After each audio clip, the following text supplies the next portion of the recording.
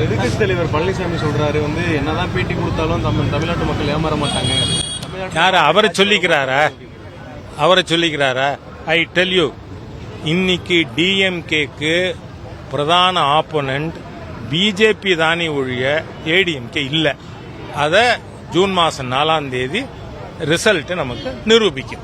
இதே தொகுதியில் போட்டியிடுற தயாநிதி மாறன் சொல்றாரு, மோடி வந்துட்டு போனது ஒரு மேஜிக் ஷோ அது காட்டிட்டு போறாரு, அது ஒன்னும் எடுபடாது அப்படின்னு. நீங்க அந்த மேஜிக் ஷோவே காட்டலையே தயாநிதி, என்ன யோசிச்சு பாருங்க. இவர் என்னைக்கு வந்தார்? வெள்ளம் போது வந்தாரா? புயல் போது வந்தாரா? வரலையே, யாருமே வரல. ஆனா மாண்புமிகு பிரதமர் மறுநாளே senior most minister Dayanidhi Maran எம்பியா இத்தனை வருஷம் இருந்திருக்கீங்க, மந்திரியா இருந்திருக்கீங்க, உங்களுக்குலாம் வெக்கமே இருக்காதா? சூடு சொரணை இருக்காதா? ஏங்க ஒரு பிஎம்ஏ வரணுமா? சீனியர் மோஸ்ட் மினிஸ்டர் வந்திருக்காரு, அசஸ் பார்த்து பண்ணிட்டு போயிருக்காரு. அப்படி இருக்கிறத என்ன பேசுறீங்க நீங்களா? நிர்வாகம் தெரியாதா? அதனாலதான் சொன்னீங்கன்னா வேங்க வயலுக்கு எவருமே போலன்னு. ரகுபதி போல, மையநாதம் போல, நான் அந்த பகுதியை சேர்ந்தவன், இவங்க யாரும் போல, முதலமைச்சரும் போல. நான் கேட்கிறேன், பதறி இருக்க வேண்டாம்.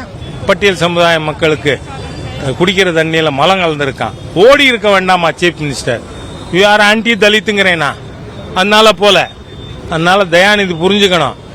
இந்த பார்லிமெண்ட்ல மாண்புமிகு நிதியமைச்சரை இந்த பணம் என்ன உங்க அப்பாவோட தான் கேட்கல, உங்களுக்கு புரியறதுக்கா உங்க தோப்பனார் தான் கேட்கிறேன்னு. உங்க தாத்தாவு தான் என்ன?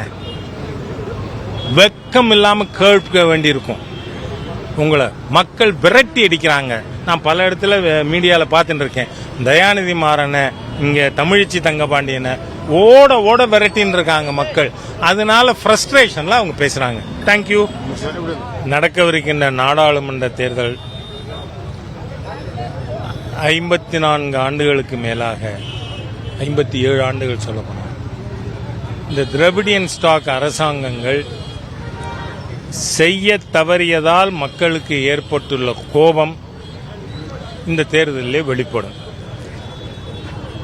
மாநிலம் முழுவதும் பாரதிய ஜனதா கட்சிக்கு மக்கள் தருகின்ற ஆதரவு திமுகவுக்கு தூக்கத்தை கெடுத்திருக்கு. அதனால இந்த தூக்கம் கெட்டுதுன்னா என்ன ஆகும்? கொஞ்சம் மூளை பிறண்டுக்கும்.